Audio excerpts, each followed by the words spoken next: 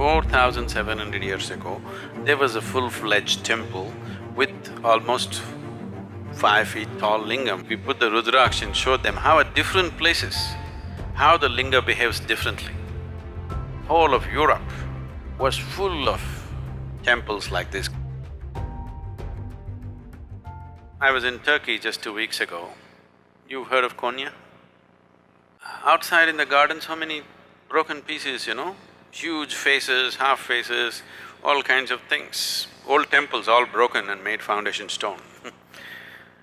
So we were just walking through and there in the garden I found about 4.5 feet or more, about 4 feet 9 inches kind of linga, properly created linga, an ellipsoid stone. So, wow. And when we looked at the history and things like that, they said this is almost 4,700 years old.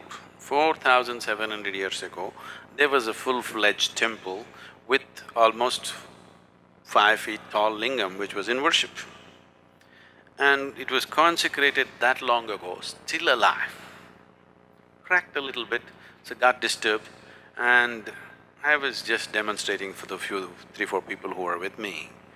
Every point in the linga is different. Different points in the linga are differently done, beautifully done piece. Whoever worked on it, they knew what they were doing, not rudimentary job, very subtle work.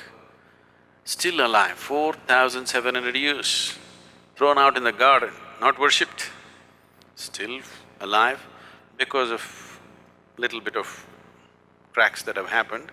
Some disturbances happened to the whole thing, but still there. I just demonstrated, I felt this, and then because they had to see, we put the Rudraksh and showed them how at different places, how the linga behaves differently. So, this work has been done in the past plenty, but when when my way or no way attitude came, these things were all razed to the ground in many ways. Otherwise, whole of Europe was full of temples like this, consecrated spaces like this. These eastern temples were never built as places of prayer. Even today in India, nobody ever leads a prayer in a temple.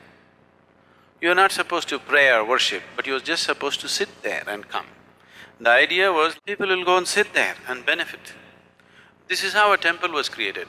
No priest, no prayer. There is a maintenance person who is now calling himself a priest. Certain families were appointed to maintain the sanctity of the place, to keep it going in a certain way. You are just supposed to go there, sit there for some time and come. In South India, this tradition is still alive. In North, it's been disturbed because the brunt of invasions North India took, South India left. The Deccan Plateau was generally left untouched by the outside invaders. So you were just supposed to sit there. Nobody leads a prayer, nobody teaches you a prayer, nobody says you must do this or that. You just sit there and imbibe this, because these are all consecrated spaces. They created many. All these things were razed to ground. Only few that are left are generally in India and some other Southeast Asian countries. Otherwise, whole of Arabia and Europe were full of consecrated spaces.